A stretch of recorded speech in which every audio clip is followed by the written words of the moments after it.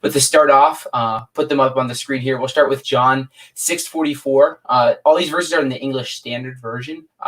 It says, "No one can come to me unless the Father who sent me draws him, and I will raise him up on the last day." So I think, obviously, this verse could be used to propagate the idea that you can't be saved unless God, in a sense, chooses you. So how do you look at that verse?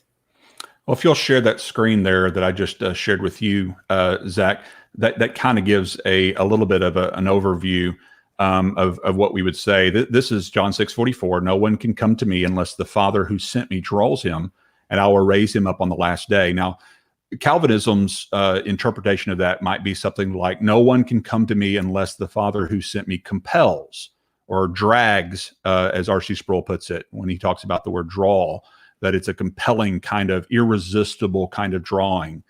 And those are the ones he will raise up. He will raise up those who he has compelled on the last day. And that's the way they would interpret that verse.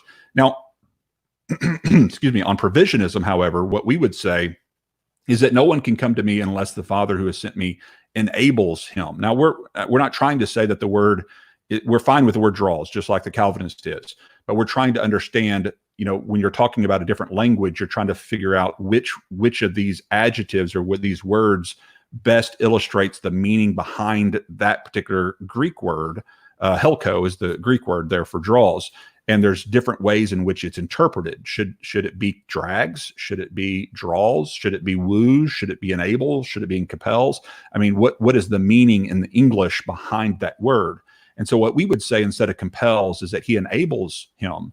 And I will raise up he who comes on the last day, is being the referent to the enabling. And so it goes on to say, "It is written in the prophets, and they shall be taught of God. Everyone who has heard and learned from the Father comes to me."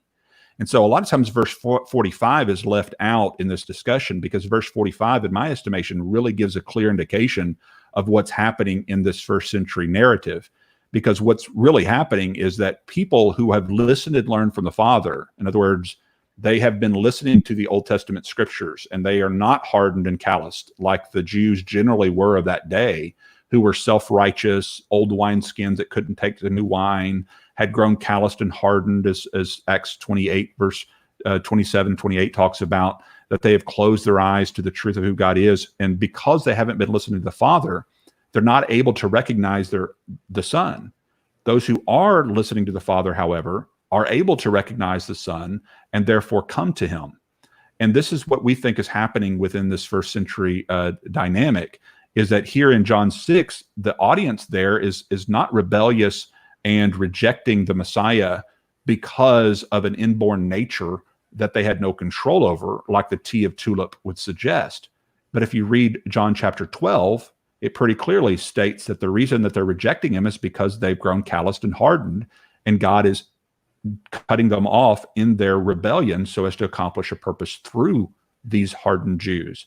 And so Jesus is speaking in parabolic language, like "eat my flesh and drink my blood," keeping them in the dark so as to accomplish the crucifixion through these same people who are very likely just in a few months from then going to be crying out, "Give us Barabbas and crucify Jesus."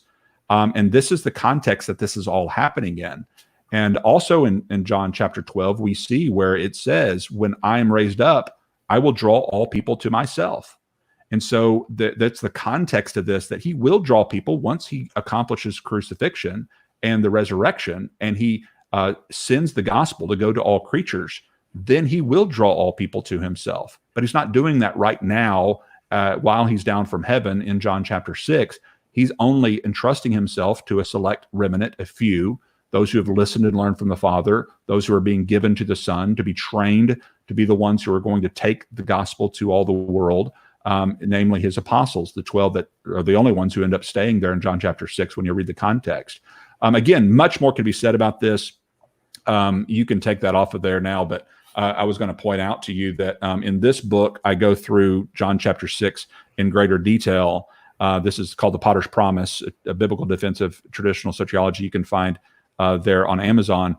And there's also a cheaper version for ebook version if you'd like that as well. But it goes in more detail into that, and in other passages that we may talk about too, Ephesians 1, and most especially Romans chapter 9, 10, and 11.